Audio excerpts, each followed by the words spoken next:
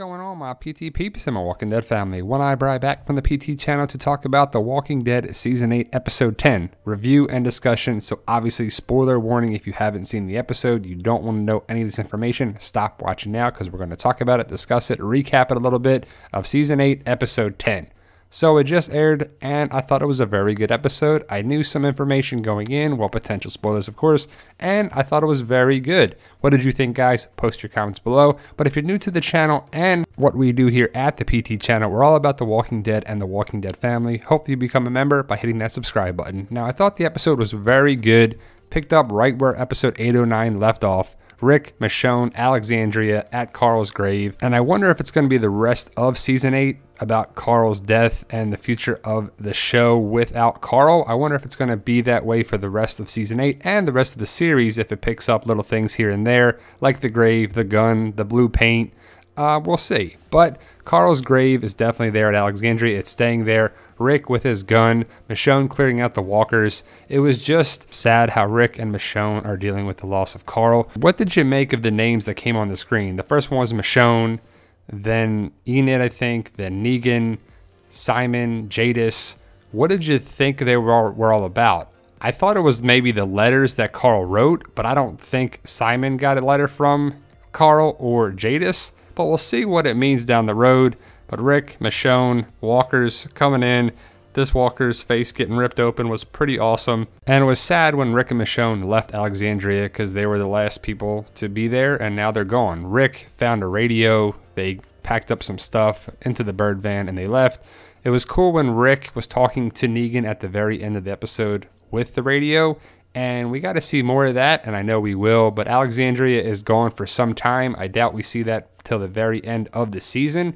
But it's a shame because Alexandria is like the jackpot winning the lottery in a zombie apocalypse. It's pretty awesome there. The blue paint, the callbacks, the connections with Carl already. I mean, I guess it's a callback as of one episode, but it's just cool to see stuff like that around. I love seeing that from prior episodes and prior seasons. I love how Michonne sliced into this guy's head, the zombie right there, and it flew off. It was pretty cool. The bird van, the orange backpack, still there in play. The theory, whether you agree or not, you definitely have to admit it's some connection with things of the orange backpack theory. And I felt bad for Michonne when she wanted to put the fire out on the gazebo because it meant a lot to her, most likely connected with Carl, for he used to sit on it, I think is what she says, and the fire was burning. They couldn't put it out as it kept burning as they drove away. I like the fire extinguisher weapons that they were using, basically turning against the walkers with the fire extinguishers. Bam! Pretty awesome. Anyone watching The Talking Dead, if you are, I have it paused right now, but it'll be Robert Kirkman, Ross Marquand, who plays Aaron, and then Enid, Caitlin Nakin, is on right now for The Talking Dead. But Michonne, Rick, taking out some walkers. Michonne was just taking out walkers left and right, and Rick's like, Michonne, we gotta go. We gotta get out of here. And it was kind of sad, like I said, them leaving Alexandria. Don't know when they're gonna get back. Probably not for a while when they have to rebuild it. The bird van, and they roll out. Where are they gonna go? To the scavengers. I like how it connected with what was happening with the scavengers when they got there, but previously how it happened. I like that little role reversal of time. Did you pick up the sign right here for Alexandria? Mercy for the lost, vengeance for the plunderers. Part of the episode name is right there. Pretty cool connection, and mercy is definitely a big theme for this season. So the sign of Alexandria plays a big role for this season.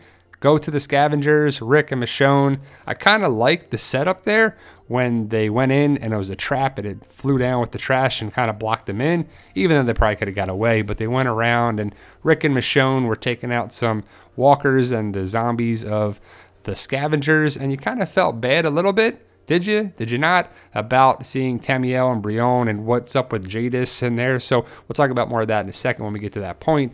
But Rick and Michonne get to the scavengers and they are gone, as we told you in the spoilers for this episode. And I'm kind of happy about it, but there's definitely something going on there with the helipad, the trash piles, and Jadis, and they took over something possibly on there. Hopefully we find out more about the scavengers and Jadis before stuff happened there.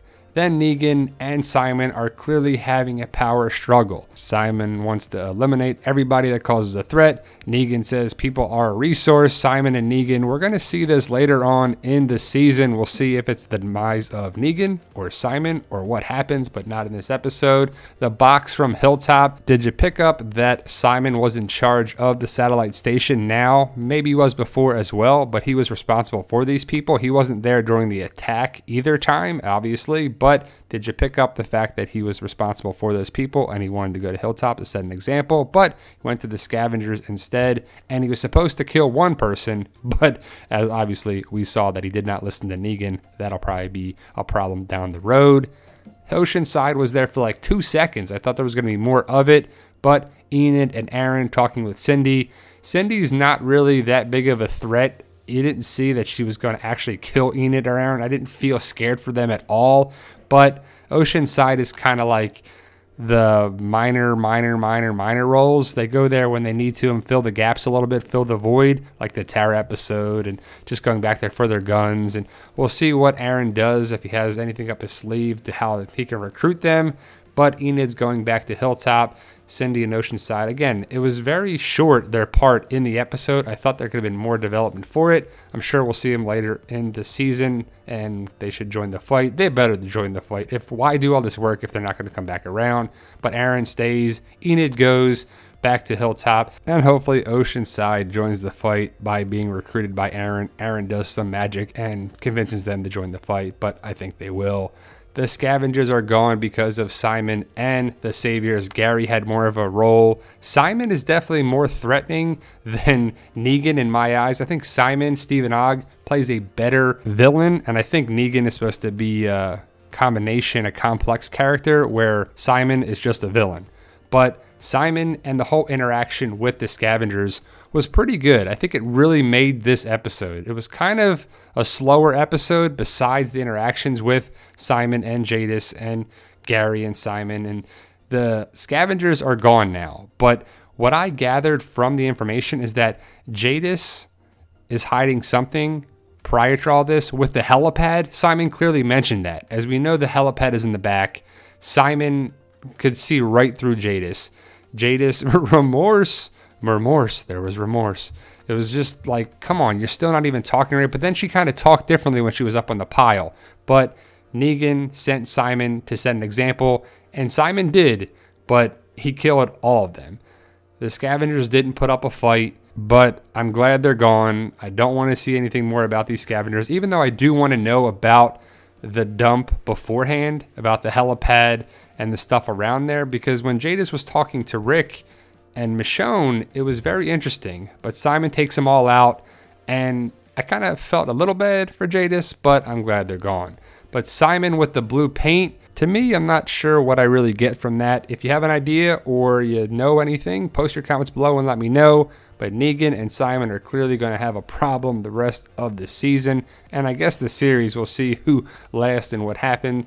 But Simon clearly lies to Negan about setting an example. It went fine. It went how it would. They got all their guns. And remember, Jadis is still alive, so we'll see how that plays in the future episodes. But the Rick Michonne at the trash dump, the heapsters, the scavengers, the garbage pail kids, it was the best part of the episode, I would say.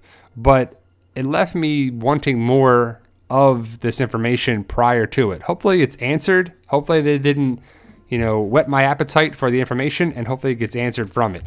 Rick and Michonne, did you feel bad that Rick didn't help Jadis at all? Maybe a little bit, but Michonne is definitely there for Rick. And I like when Rick and Michonne were talking in the car, and they were like, what did he mean by this? What does Carl mean? Should we stop fighting? Should we put our guns down 100%? What should we do?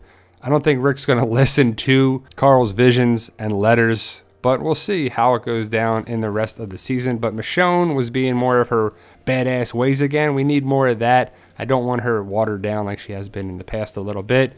But Jadis, back to the Jadis talk. Why is she dressed like this? Why doesn't she have shoes on or her boots? I guess she washed off the blood from Tamiel and Brion and the rest of the scavengers when they were, killed by the Saviors. but why is she not taking care of her feet and herself? She's walking around a dump and trash and metal and with no shoes on. Just terrible. I felt a little bad when Rick didn't help her, but we'll see what happens with Jadis. She better not be Alpha. I really don't want that to happen at all. That'll really make me mad about things if she becomes Alpha. I want Alpha to be a whole separate character. But when she was putting her scavenger walkers in the grinder, meat grinder thing, it was pretty cool, pretty gross, pretty awesome. Then we have the end of the episode. And I have to say, it left me wanting more, which is a good episode for sure, even though I don't know how much Rick will be in the next episode because it looks to be more Hilltop and the Sanctuary. But we see the letter, Dad, and then the one underneath it is Negan's. They didn't read the letters. We didn't see much of the letters at all. So I'll have to look more into that, what it said on the Negan letter. I want to see what's actually written here. But Negan and Rick both got letters, and it's kind of cool. I kind of like the connection with that. But Rick and Negan are not going to listen to what Carl has to say. They're still blinded by rage, even though Negan was trying to be the peacekeeper, or at least de-escalate the situation a little bit, when he was like, "What are you doing, Rick?" And I kind of don't like that Rick just called him up and was like, "Negan, I want to talk to Negan." That was kind of giving his position away, that he was still alive. Come on, Rick, be a little smarter than that. I guess the emotions are running high, but Negan and Rick, the interaction on the radios, were pretty interesting to see what happens with that. Rick said twice that he's going to kill him. By my tally, that's 4 or 5 times that Rick is saying that he's going to kill Negan. And if he doesn't do it, he's going to look pretty stupid on the show. We'll see how the finale plays out, but we'll see if Negan's actually killed or not, or if it's like the comics where he gets captured. Negan and Rick talking back and forth. Rick, we'll see what the plan is for Rick. Why are you talking to him? Negan's like, "Tell me where you're at. We're going to end this real quick." But Negan was taunting Rick to say, "It's your fault. You did this. You killed your son." And that's pretty irritating and frustrating, but we'll see how it plays out for it. But episode 810 I thought was pretty good. How about you guys? Post your comments below. Check us out on the Walking Dead community Facebook page and a group. Social media at the PT channel, Instagram, Twitter, and Facebook, of course. We have a PT channel page on Facebook, Walking Dead Mystery Boxes page, and my Fight For Us book series. Amazon.com, BarnesandNoble.com, Kindle versions, so paperback and digital versions, of course. 5 books available now. Book 6 will be out very soon, in about a week or so. If you like The Walking Dead, you'll like the Fight For Us book series. Join our team, our Walking Dead family. It's easy. All you got to do is hit that subscribe button to be a PT Peep and a valued member of the channel. We have prizes and giveaways coming around very soon. To be eligible, you got to be a subscriber, and I hope you do. Thank you guys for watching. Let me know your thoughts and review of The Walking Dead Season 8, Episode 10. Thank you for watching, and remember, guys, you got to make some left turns before you make a right one.